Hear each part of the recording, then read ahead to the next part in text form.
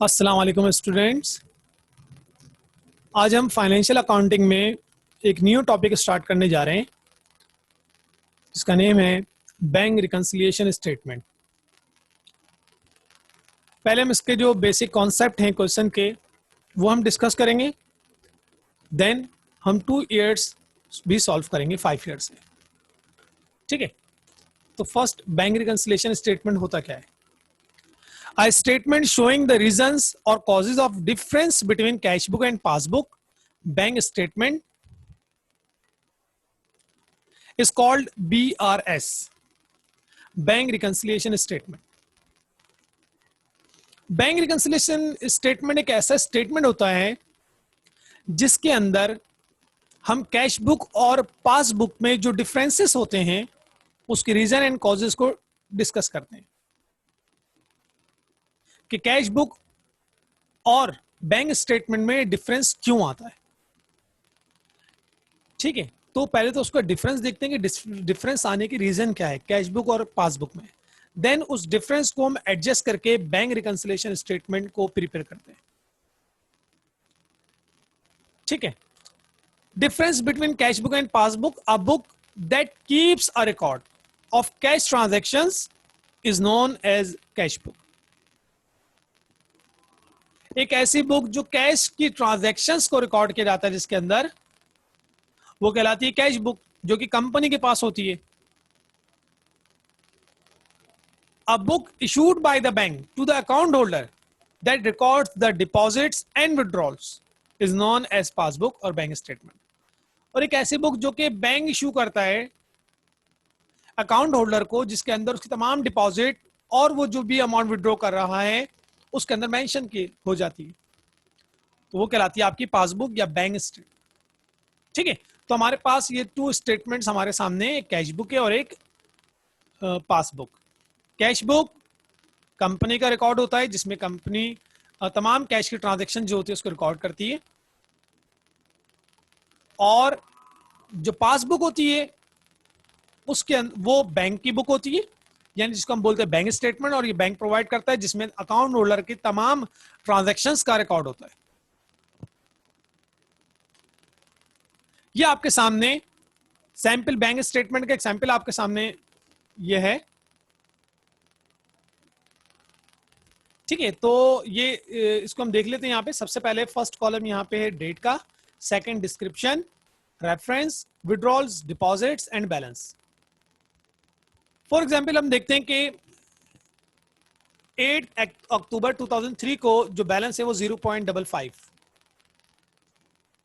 ठीक है, देन 14 अक्टूबर 2003 को इन्होंने डिपॉजिट कराए 694.81 रुपीज, तो ये बैलेंस और ये अमाउंट प्लस होके बन गई आपकी ये 695.36।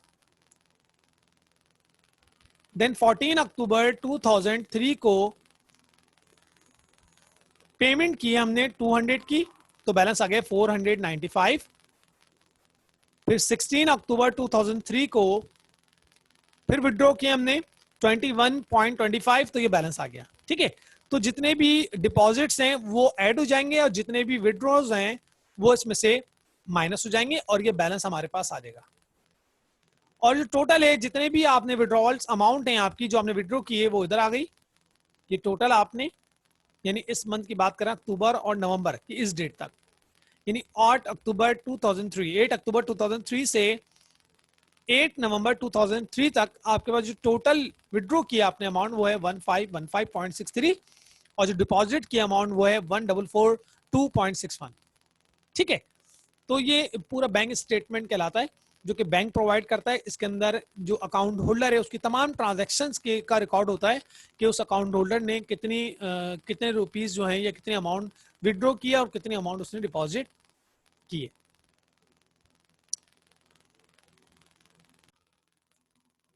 ठीक है, next, reasons of differences between 2 बैलेंसेस। इन दोनों बुक्स में जो डिफरेंसेस आते हैं उसका रीजन हम डिस्कस करने जा रहे हैं। क्या रीजंस होते हैं कि आपकी कैश बुक का बैलेंस और बैंक स्टेटमेंट का बैलेंस में डिफरेंस आ जाता है। ठीक है, जैसे कि अभी हमने डिस्कस किया, कैश बुक कंपनी का रिकॉर्ड होता है जिसमें कैश की और बैंक की तमाम ट्रांजैक्शन रिकॉर्ड की जाती हैं, और जो बैंक स्टेटमेंट होता है वो बैंक का रिकॉर्ड होता है, बैंक की तरफ से इशू किया जाता है अकाउंट होल्डर को, उसमें अकाउंट होल्डर के तमाम ट्रांजैक्शंस का रिकॉर्ड होता है। ठीक है, तो क्या रीजन होती है कि कैश बुक का बैलेंस और बैंक स्टेटमेंट का बैलेंस में डिफरेंस आ जाता है? क्या रीजन होती है? अच्छा, इधर कैश बुक की बात की जा रही है, कैश बुक में जो बैंक कॉलम है उसकी बात हो रही है। कैश बुक में जो बैंक कॉलम है वो बैंक कॉलम और बैंक स्टेटमेंट का बैलेंस इक्वल होना चाहिए, इसलिए कि कैश बुक के अंदर जितनी भी रिसीविंग और डिपॉजिट हो रही है अमाउंट, वो हम कैश बुक के अंदर काउंट करते हैं। बैंक के अंदर जो भी रिसीविंग पेमेंट हो रही है, ठीक है, वो हम कैश बुक के बैंक कॉलम में रिकॉर्ड करते हैं, तो वही अमाउंट बैंक के अंदर भी होती है, तो दोनों का बैलेंस इक्वल होना चाहिए। मगर ऐसी कौन सी रीजंस होती हैं कि दोनों बुक्स का बैलेंस जो होता है उसमें डिफरेंस आ जाता है? फर्स्ट इज आउटस्टैंडिंग या unpresented cheque. Outstanding unpresented cheque का मतलब ये होता है कि आपने किसी भी सप्लायर को पेमेंट कर दी, कंपनी की बात हो रही, कंपनी ने किसी भी सप्लायर को अकाउंट, ठीक है, पेमेंट कर दी, और वो सप्लायर बैंक पहुंचा, तो बैंक उसके पहुंचने से पहले बैंक बंद हो गया था, या वो उस दिन बैंक नहीं पहुंचा, तो उसने वो चेक बैंक में प्रेजेंट नहीं किया, वो चेक उसके हाथ में है। ठीक है, अब कंपनी बोलिए कि हमारे पास से 1,00,000 रुपीज की पेमेंट हो गई है, तो कंपनी अपनी कैश बुक के अंदर क्या करेगी, 1,00,000 रुपीज की अमाउंट को माइनस कर देगी। यहां से ये कंपनी ने 1,00,000 रुपीज पे कर दिए, तो कंपनी 1,00,000 रुपए का बैलेंस कम कर लेगी, अपना पेमेंट की साइड पे लिख देगी, तो कंपनी का बैलेंस कम हो जाएगा 1,00,000 से। ठीक है, मगर जब वो बैंक नहीं पहुंचा, तो बैंक में तो अभी उसने प्रेजेंट नहीं किया चेक, तो बैंक में तो बैलेंस पूरा ही होगा। अब जब दोनों का डिफरेंस देखेंगे तो 1,00,000 का डिफरेंस आ जाएगा। क्यों? इसलिए कि वो चेक अभी तक बैंक में प्रेजेंट नहीं हुआ, तो बैंक में 1,00,000 रुपए भी ज्यादा होंगे। ठीक है, next, deposits in transit unclear cheque. ये ऐसा चेक होता है जो कि आपने यानी कंपनी ने किसी कस्टमर से रिसीव कर लिया है, और रिसीव करने के बाद बैंक में डिपॉजिट करा दिया। जैसे ये चेक कंपनी ने बैंक में डिपॉजिट कराया, कंपनी ने अपनी कैश बुक के अंदर डेबिट साइड पे अमाउंट रिसीव उसमें लिख दिया कि कंपनी ने रिसीव कर लिए, फला कस्टमर से कंपनी ने इतनी अमाउंट रिसीव कर ली है। फॉर एग्जाम्पल वो भी 1,00,000 रुपीज की अमाउंट है, तो कंपनी ने अपने आप को डेबिट कर दिया कि बैंक के अंदर पैसे आ गए, यानी कैश बुक के अंदर वो चीज रिकॉर्ड कर ली। मगर जब ये चेक आपने बैंक में डिपॉजिट करा दिया, तो वो चेक जो है वो उसी वक्त क्लियर नहीं होगा, वो क्लियर होने के लिए चला जाएगा, क्लियरिंग हाउस चला जाएगा, यानी क्लियर होने में उसका टाइम लगता है, फॉर एग्जाम्पल 2 डेज लगते हैं। तो 2 दिन के बाद वो चेक आता है, उसके बाद वो ऐड होगा बैंक के अंदर। सही है, मगर आप अपने पास अगर कैश बुक में देखेंगे तो आपने 1,00,000 रुपीज को इंक्रीज किया हुआ है, यानी आपने बोला कि वो चेक जो है जो कस्टमर से आपने लिया था वो बैंक में जमा करा दिया, और अपने पास उसका 1,00,000 का बैलेंस बढ़ा दिया, मगर वो 1,00,000 रुपीज अभी बैंक के पास डिपॉजिट नहीं हुए, यानी आपके अकाउंट में नहीं ट्रांसफर हुए, वो अभी क्लियरिंग में गए हैं, तो उनको टाइम लगेगा आने आने में। ठीक है, तो फिर डिफरेंस आ जाएगा, आपके पास जो है 1,00,000 ज्यादा आ जाएंगे, बैंक में 1,00,000 रुपीज कम आ जाएंगे। फिर 2 दिन बाद जब चेक क्लियर होकर आ जाएगा, तो बैंक में 1,00,000 रुपए आ जाएंगे, वो क्लियर हो जाएगा।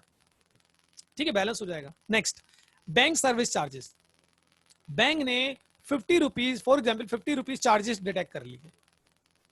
अब कैश बुक में वो तो 50 रुपए माइनस नहीं हुए, बैंक ने किसी भी डेट को 50 रुपीज 100 रुपीज माइनस कर दिए अपने चार्जेस, तो कैश बुक में 50 रुपीज का बैलेंस ज्यादा आएगा। क्यों आएगा ज्यादा? बैंक में कम आएगा 50 का, इसलिए कि बैंक ने अपने उसके अकाउंट से, अकाउंट होल्डर के अकाउंट से 50 रुपीज माइनस कर दिए, मगर कैश बुक में अभी माइनस नहीं हुए।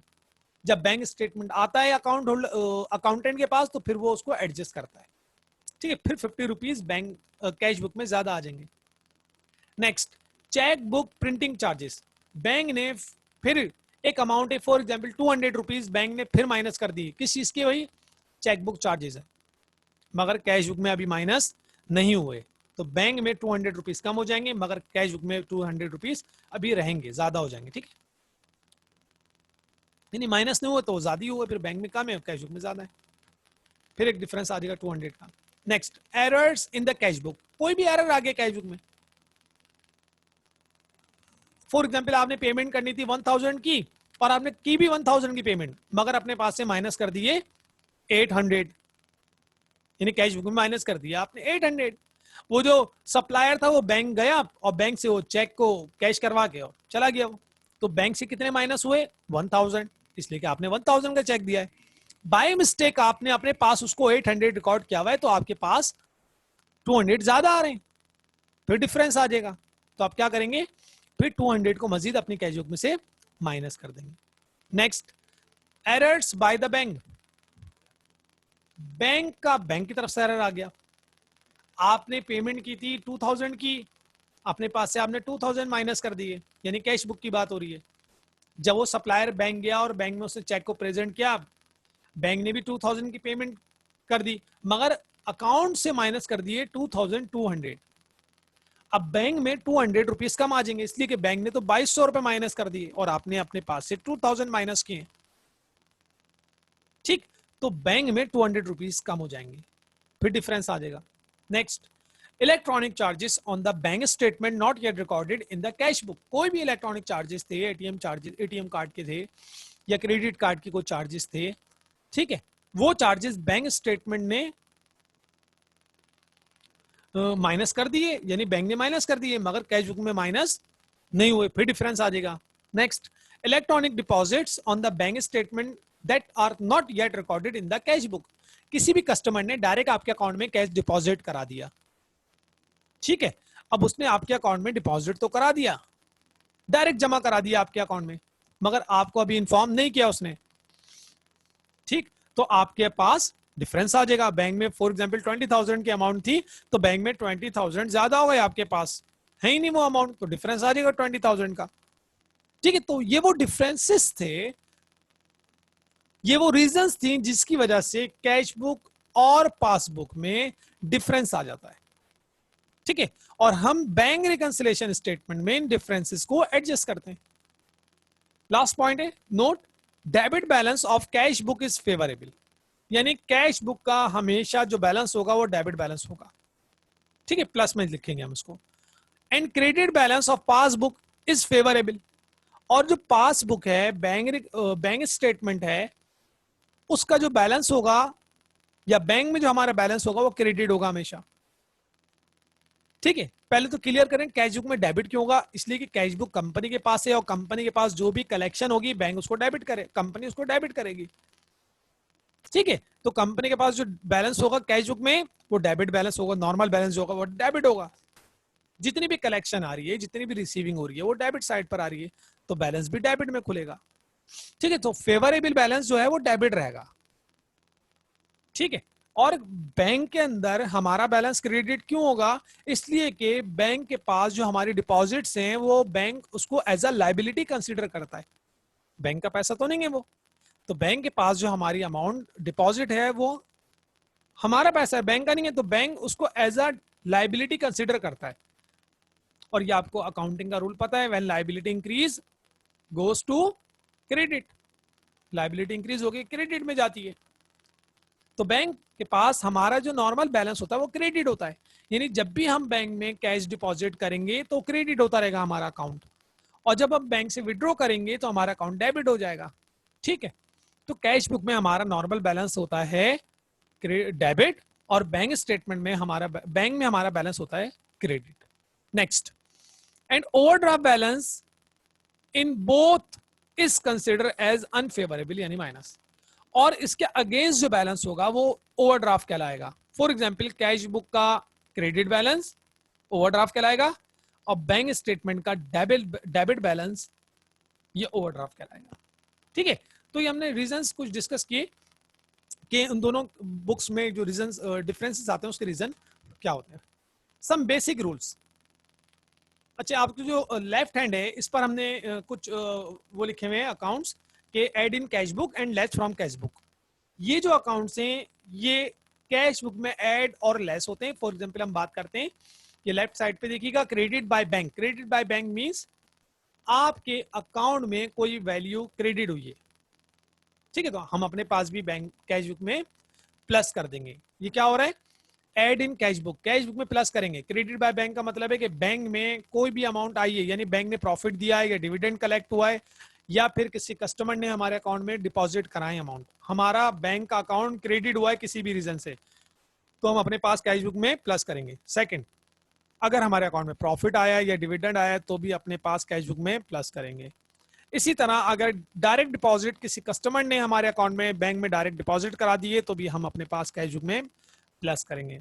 नोट कलेक्टेड या नोट रिसीवेबल, नोट की कलेक्शन हुई है या नोट रिसीवेबल हुआ है, यानी आपने जो मर्चेंडाइज सेल की थी उस पर आपने नोट साइन करवाया था, ठीक है, एक नोट बनाया था जिसको हम प्रोमिसरी नोट बोलते हैं, वो कलेक्ट हो गया तो भी हम अपने पास प्लस कर लेंगे। ये तमाम वैल्यूज बैंक के अंदर ऐड हुई हैं तो हम अपने पास भी प्लस कर लेंगे ताकि बैलेंस एडजस्ट हो जाए। ये बैंक रिकंसिलेशन के बेसिक प्रिंसिपल हैं या रूल्स हैं, इसकी बेस पर आप बैंक रिकंसिलेशन स्टेटमेंट प्रिपेयर करते हैं। सेकंड है लेस फ्रॉम कैश बुक। ये जो वैल्यूज आपके अकाउंट लिखे हुए हैं ये अकाउंट कैश बुक में से माइनस होते हैं, जैसे डेबिट बाय बैंक, ठीक है, डेबिट बाय बैंक यानी हमारे अकाउंट को बैंक ने डेबिट कर दिया या बैंक ने कोई चार्जेस डिडक्ट कर लिया हमारे अकाउंट से, या कोई भी चेक डिसऑनर हो गया। एक चेक हमने जमा डिपॉजिट कराया था बैंक में, मगर जब 2 दिन बाद वो आया तो एक एडवाइस आ गई बैंक की तरफ से कि आपका जो चेक था वो डिसऑनर हो गया है, उसके अकाउंट में पैसे नहीं है पार्टी के अकाउंट में, तो क्या होगा। और नेक्स्ट एक और देख लें, टैक्स चार्जेस या ज़कात चार्जेस, बैंक ने टैक्स काटा है, किसी भी कोई सा भी टैक्स होगा, वो फेडरल एक्साइज ड्यूटी होगी या कोई टैक्स होगा, विद होल्डिंग टैक्स होगा, ठीक है, तो ये टैक्स काटा या बैंक ने ज़कात की डिडक्शन की है, ठीक है, ये तमाम हेड ऑफ अकाउंट जो आपके सामने लिखे हुए हैं ये कैश बुक में से माइनस हो जाएंगे।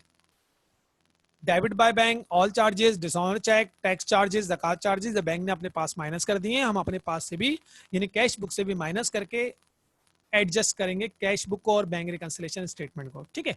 ये तो वो हेड ऑफ अकाउंट थे जो कैश बुक में ऐड एंड लेस होते हैं। नेक्स्ट आते हैं राइट हैंड पे आते हैं।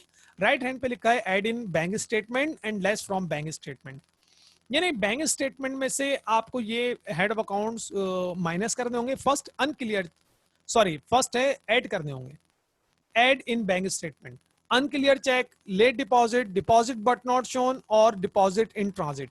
ये चारों एक ही बात है कि हमने चेक डिपॉजिट करा दिया है बैंक में, ठीक है, मगर वो अभी तक क्लियर, उस वक्त तो क्लियर नहीं होगा, वो कब क्लियर होगा, वो 2 दिन बाद क्लियर होगा। अगर अभी आप बैंक स्टेटमेंट को चेक करेंगे तो उसमें तो ये वैल्यू ऐड नहीं हुई भी होगी, इसलिए कि आपने तो अभी जमा कराया है चेक। ये कब होगी, ये 2 दिन बाद बैंक स्टेटमेंट अगर आप दोबारा निकलवाएंगे तो आ जाएगी उसके अंदर।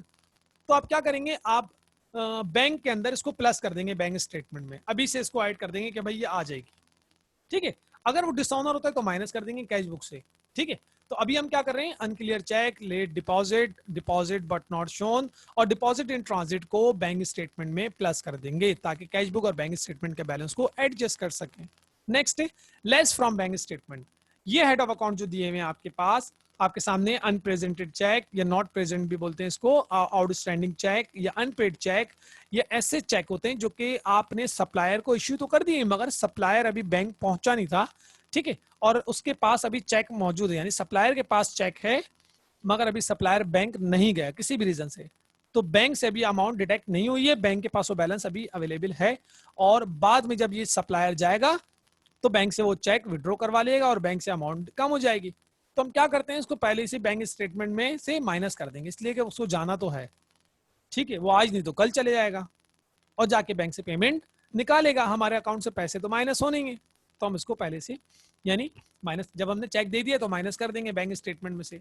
तो ये वो एडजस्टमेंट थी जिसके बाद आपका जो कैश बुक और बैंक स्टेटमेंट का बैलेंस है वो इक्वल हो जाता है, ठीक है। Types of error in recording amount of checks.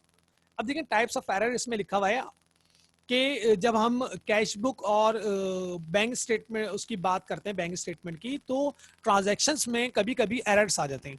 For example हम बात करते हैं कि हमने एक सप्लायर को चेक दिया 20,000 का और अपने पास कैश बुक में या बैंक स्टेटमेंट की बात कर लेते हैं उसमें रिकॉर्ड हो गया वो 22,000 का, यानी पेमेंट कितने की हुई है 20,000 की, और माइनस कितने आपने अपने पास से या फिर कैश बुक में बैंक स्टेटमेंट में से कितने माइनस हो गए 22,000, या बाय मिस्टेक बैंक ने उसको 22,000 रिकॉर्ड कर लिए या आपने कैश बुक में उसको 22,000 रिकॉर्ड कर लिया, ठीक है, आपने 2,000 ज्यादा रिकॉर्ड कर लिए, तो क्या करेंगे, ये ओवर स्टेटेड कहलाता है, इसको आप प्लस कर लेंगे यानी ऐड कर लेंगे बैलेंस में। चाहे ये बैंक ने ज्यादा माइनस किए या आपने ज्यादा माइनस कर दिए, ठीक है। मिस्टेक किसी ने भी की है, ये कैश बुक ने की है या बैंक स्टेटमेंट ने जिसने भी की है, उसको हम ऐड कर लेंगे दोबारा, इसलिए कि आपने पेमेंट 20 की है और आपने 22,000 माइनस कर दिए, 2,000 ज्यादा माइनस होगा तो 2,000 को प्लस कर लेंगे। इसी तरह अगर हम 20,000 की पेमेंट की हमने सप्लायर को और बाय मिस्टेक हमने अपने पास से या बैंक ने बाय मिस्टेक उसको 18,000 रिकॉर्ड कर लिया, इसका मतलब है कम रिकॉर्ड कर लिया है, पेमेंट तो 20,000 की हुई थी और आपने रिकॉर्ड कर लिया है कितने का, 18,000 का, तो 2,000 आपने कम रिकॉर्ड किए, अब आपको वो माइनस करने पड़ेंगे, ठीक है। ये एरर्स कहलाते हैं। इसी तरह अगर डिपॉजिट्स की बात करें, अगर आपने डिपॉजिट कराए चेक 50,000 का, ठीक है, और 55,000 लिख दिया आपने बाय मिस्टेक, भाई 55,000 का चेक आया है, तो आपने बाय मिस्टेक क्या किया है, 5,000 को ज्यादा रिकॉर्ड कर लिया है, तो आप 5,000 को बैलेंस में से माइनस कर देंगे, ठीक है, चाहे कैश बुक करे मिस्टेक, चाहे बैंक में करे। इसी तरह अगर आपने चेक जो डिपॉजिट हुआ है 50,000 का, उसको आपने 40,000 रिकॉर्ड कर लिया बाय मिस्टेक, ठीक है, 40,000 रिकॉर्ड कर लिया, तो आपने, ये अंडरस्टेटेड कॉन्सेप्ट है, आप क्या करेंगे, इसको मजीद ऐड कर लेंगे, जो डिफरेंस आएगा उसको ऐड कर लेंगे, यानी 10,000 को ऐड कर लेंगे, ठीक है। तो ये types of error in recording amount of cheques की बात हम कर रहे थे कि किस तरह से जो है आप मिस्टेक्स कर जाते हैं, मिस्टेक्स हो जाती हैं जब आप अकाउंट्स कर रहे होते हैं, ठीक है, कंपनी अकाउंट के अंदर कभी कभी ये छोटी मोटी मिस्टेक्स हो जाती हैं, तो उसको एडजस्ट बाद में करना पड़ता है, ठीक है। तो ये एरर्स थे, ये हमने क्वेश्चन सॉल्व किया हुआ है, ठीक है, कि अगर आपके पास पेपर में क्वेश्चन आएगा आपको कैसे सॉल्व करेंगे, पेपर में आपके फॉर एग्जांपल एक क्वेश्चन आएगा, ये आपके पास कितने ट्रांजैक्शन है, 8 ट्रांजैक्शन है, और ये जो स्टेटमेंट आपके सामने बना है ये बैंक रिकंसिलिएशन स्टेटमेंट है। टॉप पर आपको पता है क्या करेंगे, सबसे पहले आप कंपनी का नेम लिखेंगे, ठीक है, for example ABC company, second number पे आप लिखेंगे bank reconciliation statement, third number पे आप लिखेंगे एज ऑन फॉर एग्जाम्पल दिसंबर 31, 2019, ठीक है। तो ये आपके पास बैंक रिकंसिलिएशन स्टेटमेंट का फॉर्मेट बना हुआ है, serial number, then particular, cash book and bank statement, ठीक है। तो सीरियल नंबर का कॉलम नहीं भी बनाएंगे तो आप पार्टिकुलर, कैश बुक और बैंक स्टेटमेंट का कॉलम आपको बनाना है। सबसे पहले बैलेंस एज पर कैश बुक, तो ये कैश बुक का कॉलम है, इधर आपने कैश बुक का बैलेंस लिख दिया 40,000। नेक्स्ट है बैलेंस एज पर बैंक स्टेटमेंट 30,000 है, या आपने बैंक स्टेटमेंट में बैलेंस लिख दिया 30,000, ठीक है। नेक्स्ट डायरेक्ट डिपॉजिट 1700, तो डायरेक्ट डिपॉजिट 1700 यहां पे आपने लिख दिया, क्यों, इसलिए कि डायरेक्ट डिपॉजिट हमने पीछे डिस्कस किया था कि कैश बुक में डायरेक्ट डिपॉजिट को ऐड करते हैं, ठीक है। कॉन्सेप्ट भी मैं आपको दे चुका हूं, इसके अलावा जो है जब आप वो जो फॉर्मेट था बेसिक रूल्स वाला, अगर वो आप याद कर लेंगे तो ये आपके लिए इजी हो जाएगा, ठीक है। हम किसकी बात कर रहे हैं, मैं आपको एक मरतबा और क्लियर कर दूं, मैं आपको इन बेसिक रूल्स की बात कर रहा हूं, इसके अंदर मेंशन है डायरेक्ट डिपॉजिट कैश बुक में ऐड होता है, ठीक है। हम क्या करेंगे, 1700 को कैश बुक में ऐड कर देंगे, इधर लिखेंगे डायरेक्ट डिपॉजिट, ठीक है। नेक्स्ट है एनएसएफ का मतलब होता है डिसऑनर चेक, डिसऑनर चेक को कैश बुक में से माइनस कर देते हैं, ठीक है। तो क्या करेंगे हम, पीछे देखते हैं हम, यहाँ पे हमने लिखा हुआ होगा, ये आपका लिखा है डिसऑनर चेक, जिसको हम एनएसएफ भी बोलते हैं, नॉट सफिशिएंट फंड भी बोलते हैं इसको हम, ठीक है। तो डिसऑनर चेक को हम क्या करेंगे, कैश बुक में से लेस कर देंगे, तो हमने यही किया हुआ है, एनएसएफ को 7,000 अमाउंट है इसकी, कैश बुक में से माइनस कर दिया।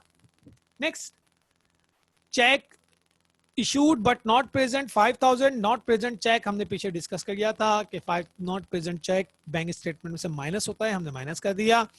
Next credit by bank 500, credit by bank ये ऐड होता है कैश बुक में, इसको हमने ऐड कर लिया। नेक्स्ट है bank service charges 200, bank service charges 200 ये माइनस होते हैं, तो हमने कैश बुक में से माइनस कर दिया।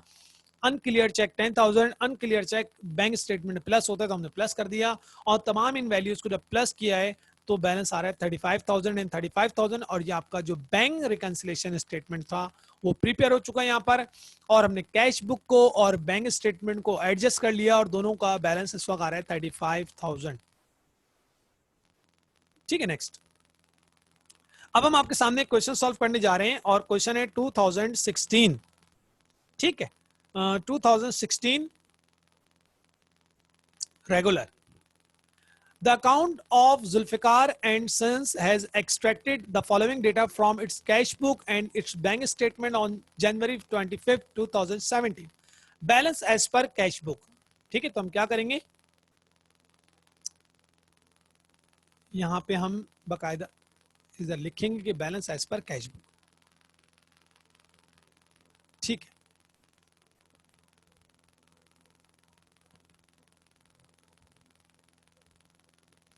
बैलेंस एज पर कैश बुक. ठीक,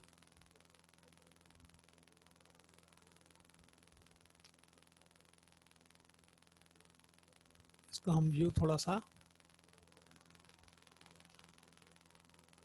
जूम कर लेते हैं ताकि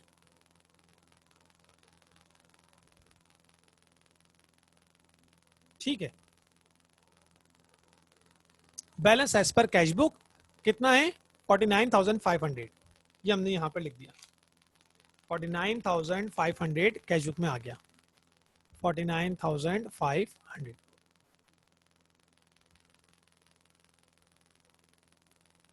नेक्स्ट, बैलेंस एज पर लिख देंगे और बाकी कैश बुक को कैश बुक में लिख देंगे और बैंक स्टेटमेंट का बैंक स्टेटमेंट में लिख देंगे. बैलेंस एज पर लिख दिया आपने बस. नेक्स्ट है बैलेंस एज पर बैंक स्टेटमेंट 54,620.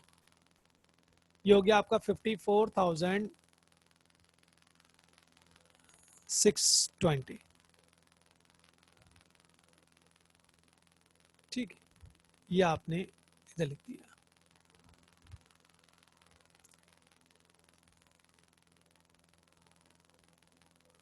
और इसकी डायरेक्शन हम कर देते हैं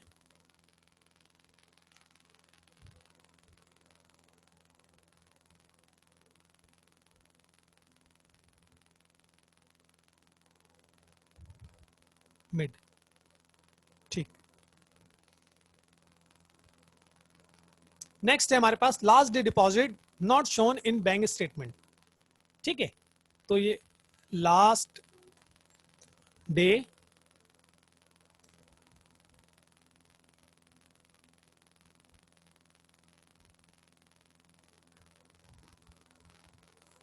डिपॉजिट कहां जाएगा, लास्ट डे या अनक्लियर चेक भी बोलते हैं इसको, लास्ट डे बोलते हैं, नॉट डिपॉजिट या not shown in bank statement. ठीक है, वहां पे हमने मेंशन किया हुआ पीछे 12,500 रुपीज. इसके अलाइनमेंट सबकी हम राइट हैंड कर देते हैं.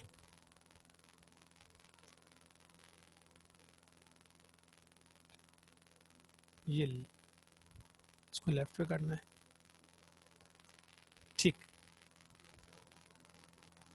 ठीक है, हमने 12,500 को ऐड कर लिया किधर, बैंक स्टेटमेंट में. Next,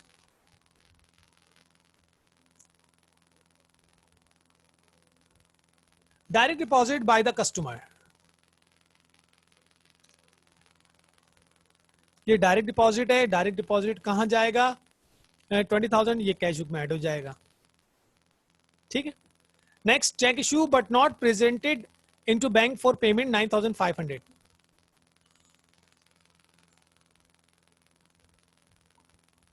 unrepresented check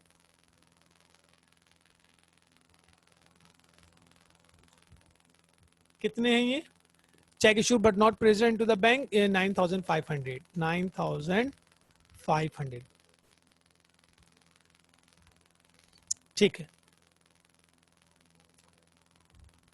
unpleasant check के बाद हमारे पास आ गया है check deposited into the bank but not credit by the bank. Deposit तो कर दिया बैंक ने, मगर बैंक ने, हमने डिपॉजिट कर दिया मगर बैंक ने अभी तक क्रेडिट नहीं किया है. 7,280. अच्छा, ये जो ये अमाउंट है ये माइनस हो रही है. ठीक है, इसको हम माइनस में लिख रहे हैं यहाँ पे. अगर इधर हम लिख दें ताकि आपको क्लियर भी हो जाए, ये ऐड हो रहा है. ठीक है, ये ऐड हो रहा है और ये लेस हो रहा है.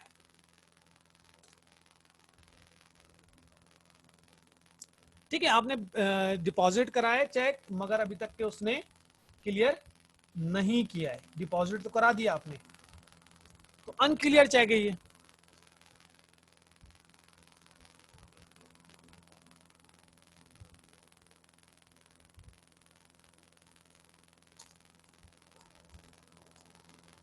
अनक्लियर चेक है। कितनी वैल्यू है? 7280, 7280। ठीक है, नेक्स्ट देखते हैं। Cash deposited 6500 was recorded in the cash book 5600। आपने चेक डिपॉजिट कराया है 6500 का, मगर वो कैश बुक में रिकॉर्ड हो गया है 5600 का।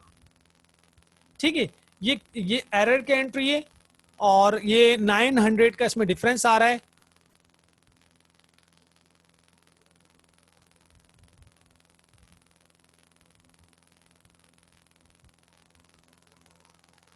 ठीक है, तो आप यहां लिख दें कैश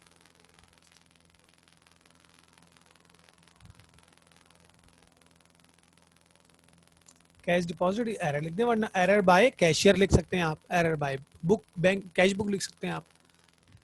ठीक है, कैश डिपॉजिट एरर है तो हमने 900 प्लस कर दी यहां पर।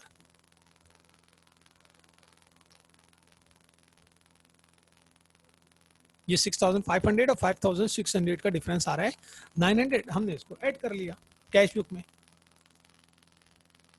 ठीक, नेक्स्ट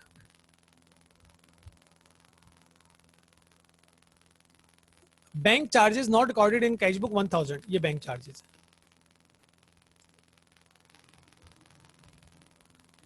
बैंक चार्जेस कितने हैं? 1000। ये 1000 माइनस हो जाएंगे, माइनस हो जाएंगे तो हम इसको माइनस में लिख देते हैं। ठीक, और इसको भी लिख देते हैं, ये लेस हो रहा है। अच्छा, ऊपर ऐड हुआ तो उसको ऐड लिख देते हैं।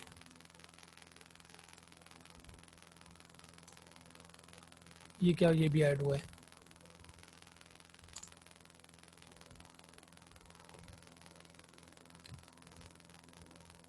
Bank charges not recorded, promissory note paid by the bank not recorded in cash book. Promissory note paid कर दिया है बैंक ने, यानी बैंक की तरफ से पेमेंट तो हो गई है प्रोमिसरी नोट की, मगर हमने अपने पास से यानी कैश बुक से माइनस नहीं किए, तो हम माइनस कर देंगे प्रोमिसरी नोट। क्या करेंगे? लेस कर देंगे।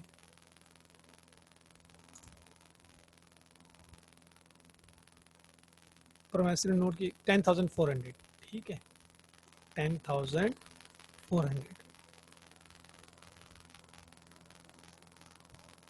नेक्स्ट है आपका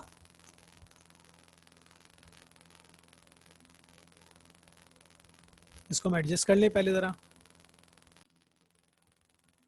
यस, नंबर 7, यानी हमारे पास जो ट्रांजेक्शन थी वो थी promissory note paid by the bank. Transaction थी promissory note paid by bank not recorded in cash book. ये प्रोमिसरी नोट आपने माइनस कर दिया कैश बुक में से 10,400। Next rent collection not recorded in cash book 5,000। ठीक है, तो आपने रेंट की कलेक्शन हुई है,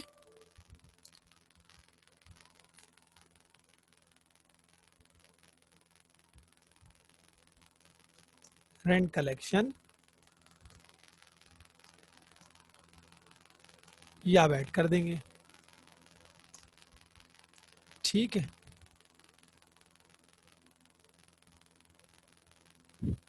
ये आपने यहाँ पे ऐड कर दिया। कितनी अमाउंट है इसकी? Rent collected 5,000। ठीक,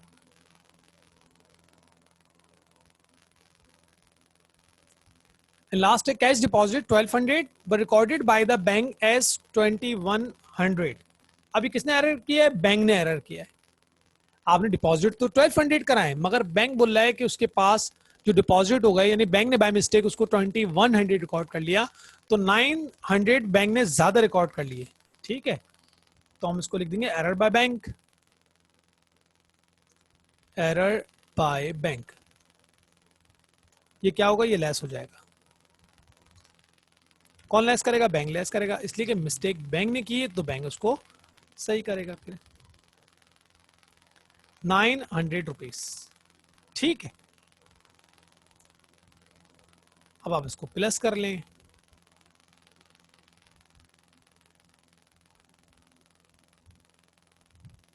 ऐड करते हैं इसको 54,620,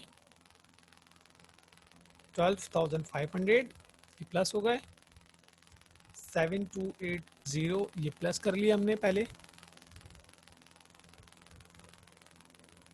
ठीक है, अब माइनस करते हैं। अच्छा, ये भी माइनस हो रहे हैं इसमें से 900,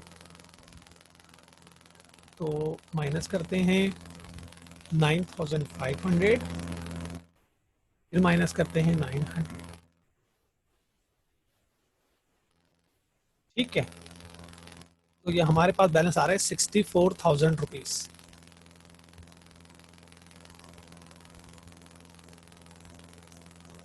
नेक्स्ट देखते हैं। नेक्स्ट है हमारे पास 49,500, ऐड कर लिए 20,000, देन 900 ऐड कर लिए इसके अंदर। ठीक है, 5,000 ऐड कर लिए, पहले ऐड कर लेते हैं, देन इसको माइनस करते हैं। माइनस हमारे पास है 1,000 और 10,400, ये 11,400 की अमाउंट माइनस कर दी, तो ये भी आ गया आपका 64,000 रुपीज़। ठीक है, ये आपका एडजस्टेड बैलेंस है और ये आपका बैलेंस हो गया है एडजस्ट। इसको भी मिट कर लेते हैं हम। ठीक है, ये आपका कैश बैंक रिकंसिलेशन स्टेटमेंट हो गया, एडजस्ट हो गया पूरा। ठीक है, इसके बाद एक नेक्स्ट ईयर और है हमारे पास, ये तो 2016 रेगुलर था। ठीक है, अब हम सॉल्व करने जा रहे हैं 2012 प्राइवेट। 2012 प्राइवेट सॉल्व करेंगे। ठीक है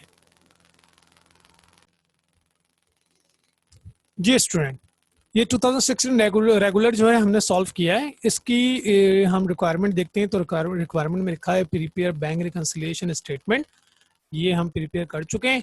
और इसकी नेक्स्ट रिक्वायरमेंट है प्रिपेयर एडजस्टिंग एंट्रीज। नेक्स्ट हम इसकी एडजस्टिंग एंट्री पास करने जा रहे हैं।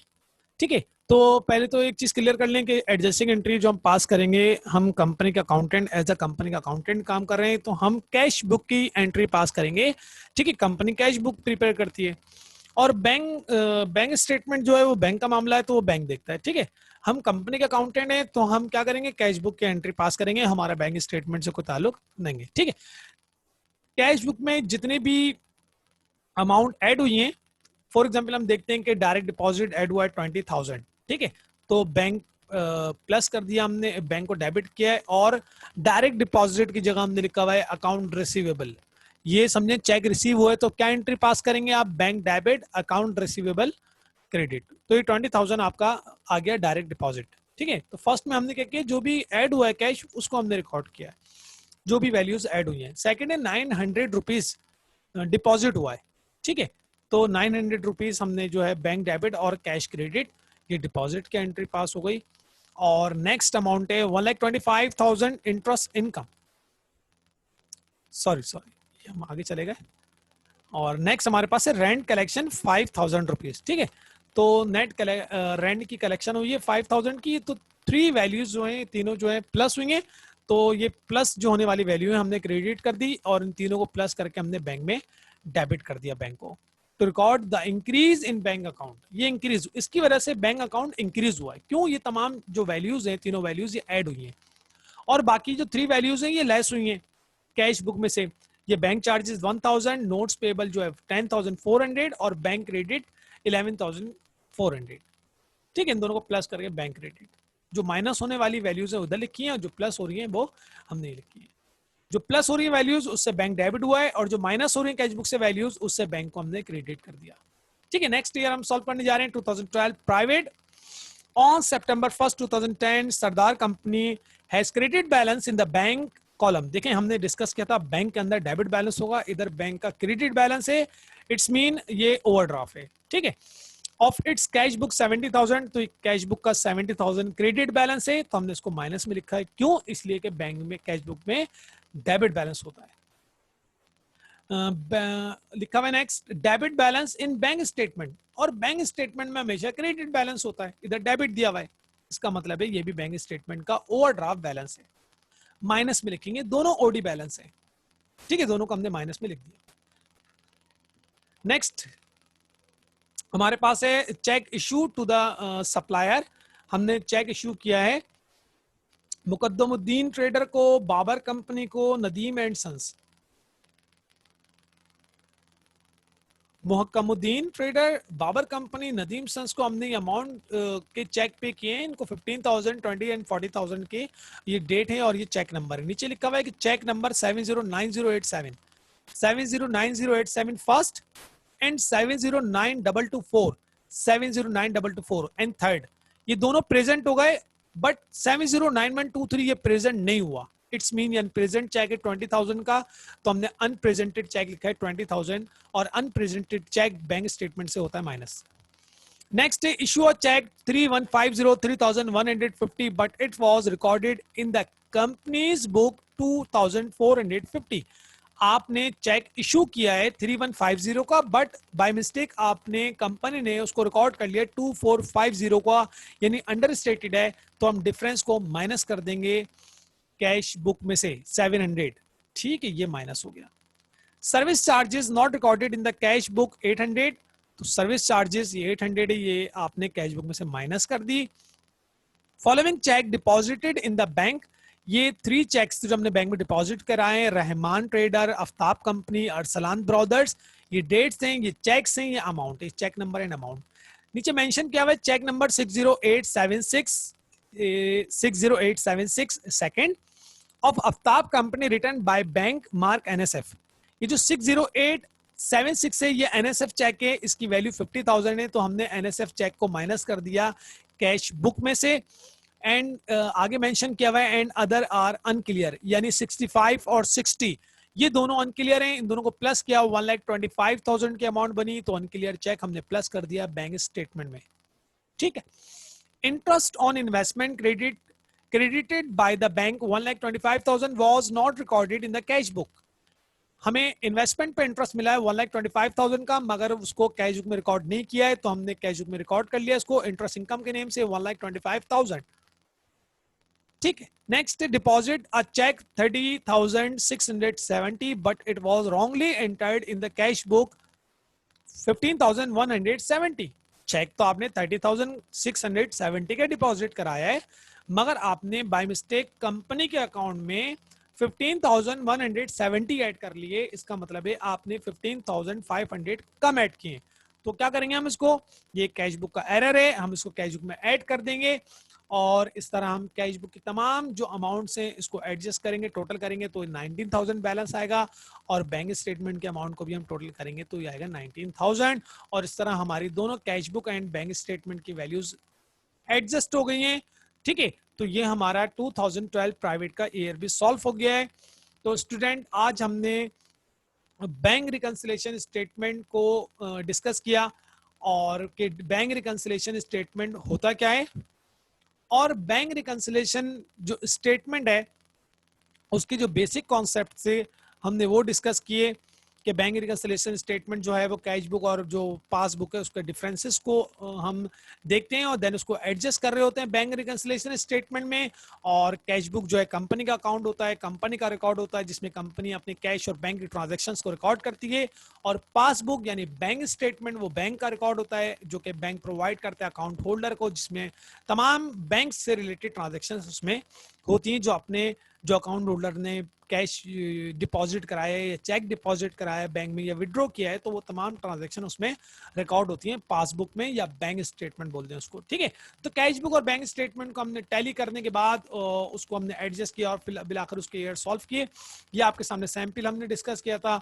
देन रीजन डिस्कस किए थे कि रीजंस क्या होते हैं इसके, बेसिक रूल्स और ये एरर्स, और उसके बाद ये एक एग्जाम्पल क्वेश्चन हमने सॉल्व किया था, और उसके बाद 2016 रेगुलर और 2000 उसकी एडजस्टिंग एंट्री और 2012 प्राइवेट को हमने इधर एडजस्ट सॉल्व किया है।